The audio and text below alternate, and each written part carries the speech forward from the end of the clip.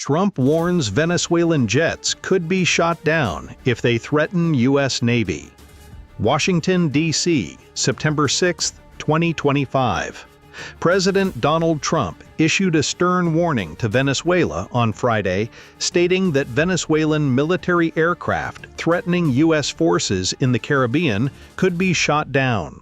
The statement follows a series of provocative actions by Venezuelan fighter jets, which the Pentagon described as highly provocative, after two F-16s flew near the U.S. Navy guided missile destroyer USS Jason Dunham in international waters on Thursday. This incident marks the second such encounter in 2 days, escalating tensions between the United States and Venezuela amid a broader U.S. military buildup in the region. Incident details. The Pentagon reported that two Venezuelan F-16 fighter jets conducted a show of force by flying close to the USS Jason Dunham in the southern Caribbean Sea. The U.S. warship, part of a task force deployed to counter drug trafficking and terrorism, did not engage the aircraft but issued a warning to Caracas against further interference with U.S. operations. The Pentagon condemned the maneuver as an attempt to obstruct ongoing counter-narcotics and counter-terrorism efforts in the region. In response to the incident, Trump addressed reporters in the Oval Office, stating, "If they put us in a dangerous position, they'll be shot down." He emphasized that U.S. military commanders have the authority to respond if they deem it necessary to protect American forces. The president's remarks were prompted by questions about Venezuelan President Nicolas Maduro's claims that the U.S. is pursuing a regime change through military threat.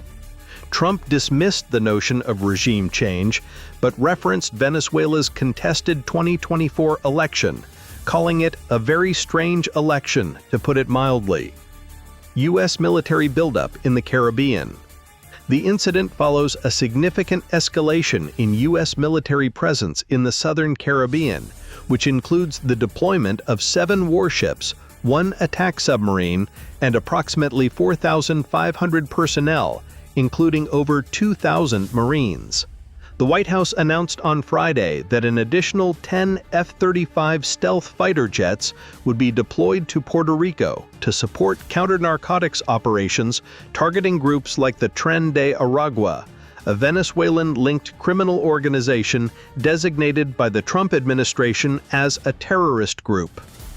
This buildup began in late August, following a still-secret executive order signed by Trump in July, directing the Pentagon to use military force against Latin American drug cartels labeled as terrorist organizations.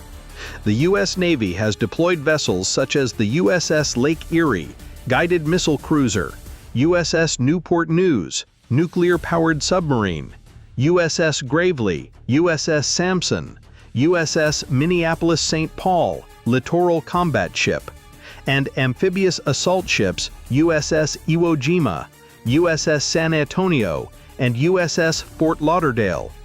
Additionally, P-8A Poseidon maritime patrol aircraft have been spotted at San Juan Airport in Puerto Rico, indicating enhanced surveillance operations. Recent U.S. military actions. The flyovers come on the heels of a U.S. military strike on September 2, 2025, targeting a boat in international waters that Trump claimed was operated by Tren de Aragua members transporting illegal narcotics. The strike, which killed 11 individuals, was described by Trump as a kinetic strike against positively identified narco-terrorists. Secretary of State Marco Rubio stated that the vessel was likely headed to Trinidad or another Caribbean nation, though Trump claimed it was en route to the United States. No American troops were harmed in the operation. The Trump administration has intensified its rhetoric against Venezuela, accusing Maduro's government of running a narco state and linking it to groups like the Cartel of the Suns, allegedly led by high-ranking Venezuelan officials. In August, Trump doubled the reward for information leading to Maduro's arrest to $50 million, accusing him of being one of the largest narco-traffickers in the world. These accusations have been consistently denied by Caracas. Venezuela's response.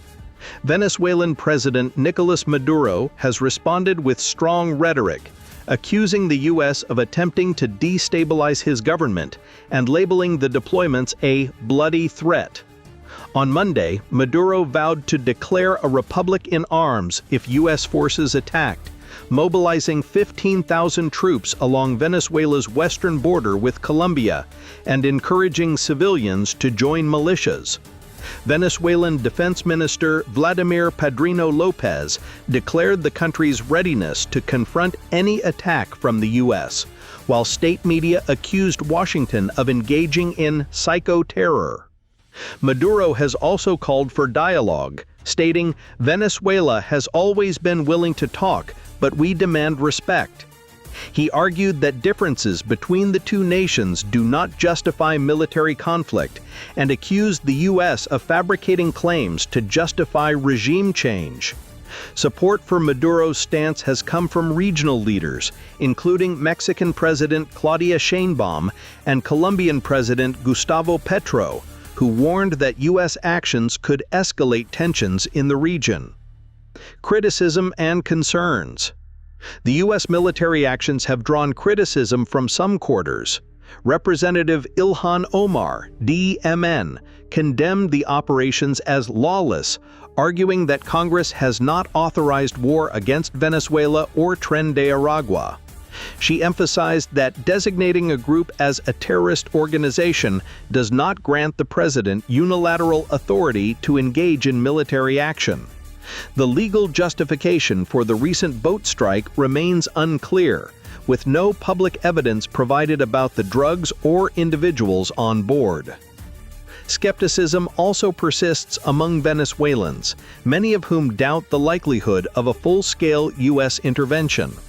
Citing past failed efforts to oust Maduro, such as the 2019 uprising led by Juan Guaido, and a 2020 coup attempt involving a former U.S. Green Beret, some residents expressed doubt that the current buildup will lead to significant change.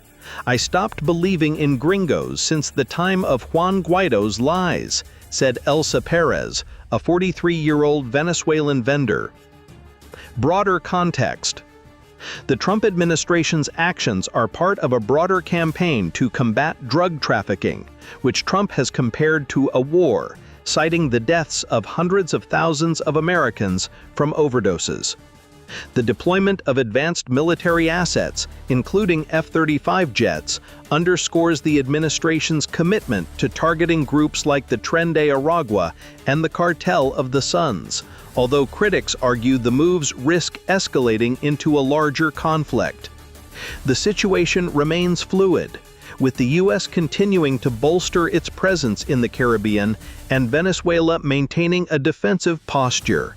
As tensions rise, the international community watches closely, wary of the potential for further military escalation in the region.